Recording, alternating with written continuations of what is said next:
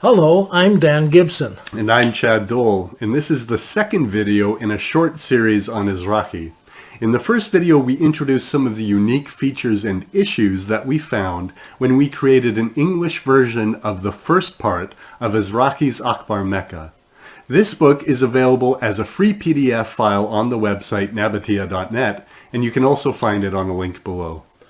As we mentioned in the first video, when we read early Islamic texts with the knowledge that the earliest mosques in Islam all had a Petra-facing Qibla, these texts can take on new meanings.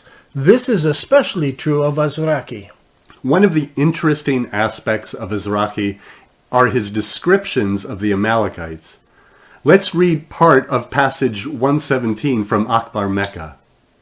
The Amalekites were the rulers of Mecca until they lost reverence for the forbidden house, and they made lawful what was unlawful for them, and committed grievous sins.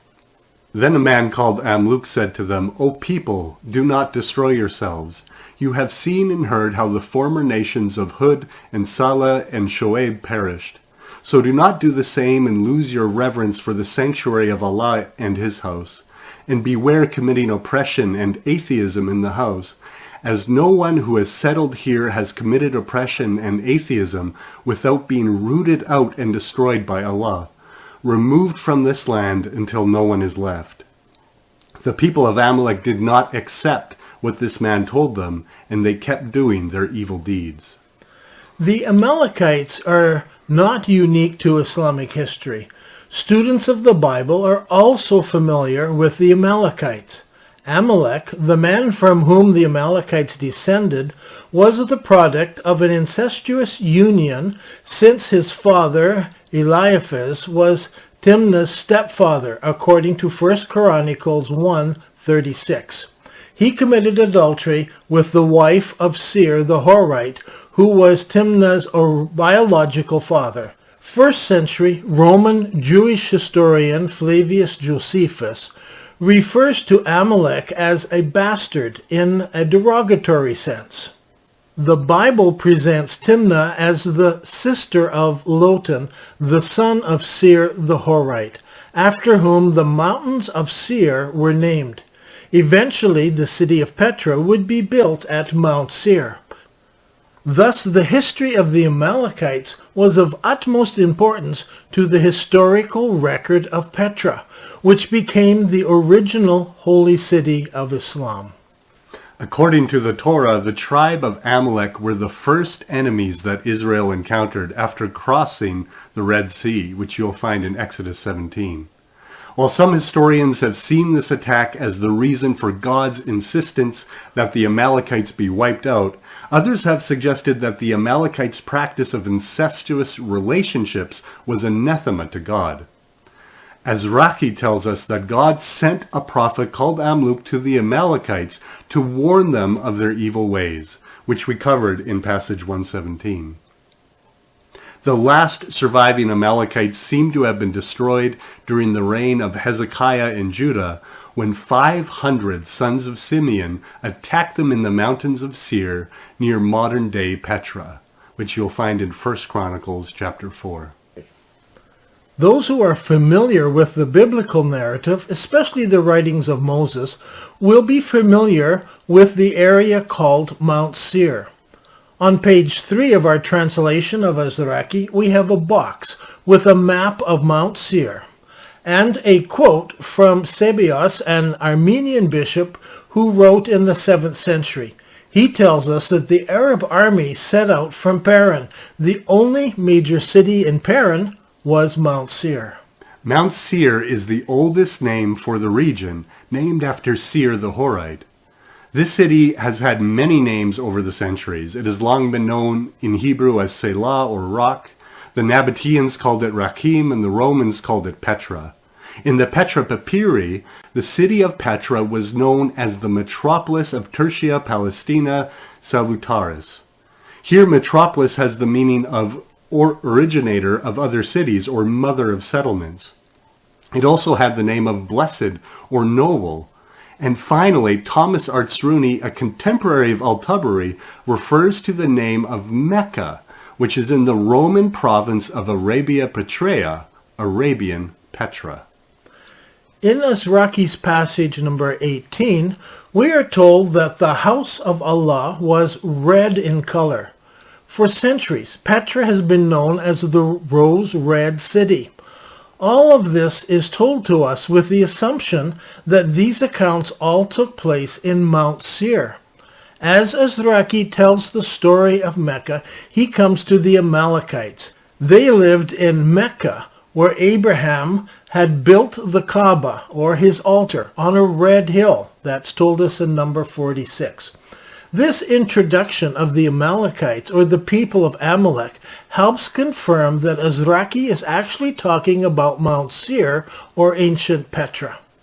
After the Amalekites, we read this in number 57, Azraqi tells us that the Jurhum took over the city, and after that the Quraysh took control. That you find in Azraqi 115 to 117. Azraqi spends a great deal of time telling us the history of the Amalekites, who were rulers in Mecca. Muslims today lump all of this together, this history of Abraham and the Edomites and Amalekites and Jurhum and Mecca and the Hejaz, all together as one. But to historians of the Middle East, it is clear that Azraqi is speaking of Mount Seir, known in Roman times as Petra, as being all in the same location. If you have been following Dan's work for a while, you'll see why this matters. When Azraqi tells us that the Amalekites were the rulers of Mecca, and we realize that the Amalekites were deeply linked with Mount Seir, we have a historical tradition supporting the overwhelming archaeological evidence that the earliest Qibla faced Petra. Petra is the original holy city of Islam. One of the things I propose in the book, Let the Stone Speak, is that there were two places with the name Mecca. Some ancient writers tell us that Mecca was in Paran, which would have been southern Jordan today. Other writers tell us that Mecca was in the Hejaz and what would be modern-day Saudi Arabia. So in Azraqi, when we read about Mecca in the first two volumes, the references seem to be about Petra. In Volume 2, there is a reference to a Christian graveyard in Mecca. This was never true of Mecca and Saudi, but it is true of Petra. Also, in Let the Stone Speak, we explore the existence of two Kaabas, the first one in Petra, and later one in Mecca in the Hejaz. All of these references, such as the Amalekites and Mount Seir being related to Mecca, refer to the location that later became the city of Petra. But at some point, the name Mecca became associated with the Kaaba in Saudi Arabia, and the name was lost in southern Jordan. Indeed, most of the history of Petra was lost until Westerners discovered it in 1812. Now, over 200 years later, it is becoming clear that there were two places with the name Mecca. Once you grasp this idea, it is easier to sort out which Mecca the ancient historians refer to in their traditions. The first one is at Mount Seir in Jordan, and the second one is Mecca in Saudi Arabia. There is another piece of evidence. It is found in one of the few accounts written about Petra from pre-Islamic times. We do not have the full manuscript, but enough of it exists that we can learn some interesting things. This manuscript was copied and recopied over the years as old manuscripts deteriorated, as it was copied into different languages as well. So we do not have the original. I wish we did. But this text is a Christian manuscript, and it's called The Passion of Saints Theodore, Julian, Eubulus, and Melcamon, and Mochimius, and Salamanes. Good job. Okay. It tells us that the story of several Christians who were martyred for their faith in Petra during the reign of the Emperor Diocletian. Diocletian's reign ended in the year AD 304.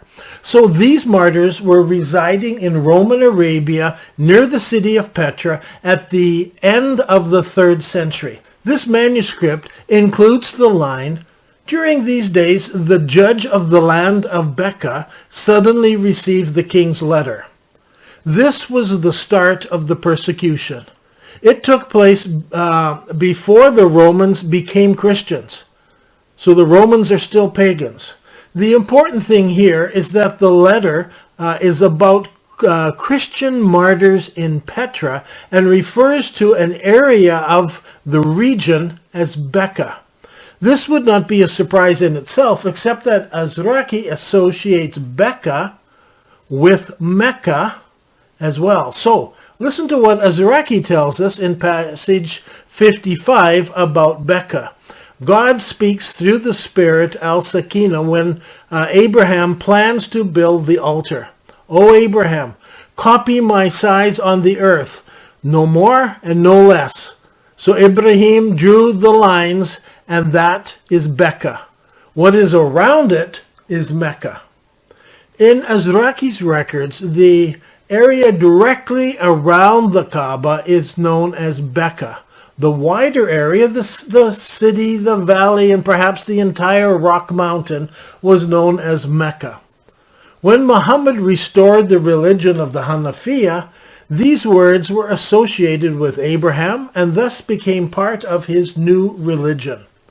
Notice, Becca was a name used for the center of Petra, where Abraham's altar was constructed. But the title Mecca was part of the wider name used around the area. This manuscript, written about events in Petra around 300 AD, calls the area Becca. There are all sorts of valuable details in Akhbar Mecca. You can download it for free and you can read it for yourself. You'll find a link below in the description. And so we thank you for watching this. Don't forget to subscribe to Dan's channel to get news about when new videos are being posted. And we'll probably have some updates down the road about the coming documentary as well. I'm Chad Dole. And I'm Dan Gibson. Thank you for watching this.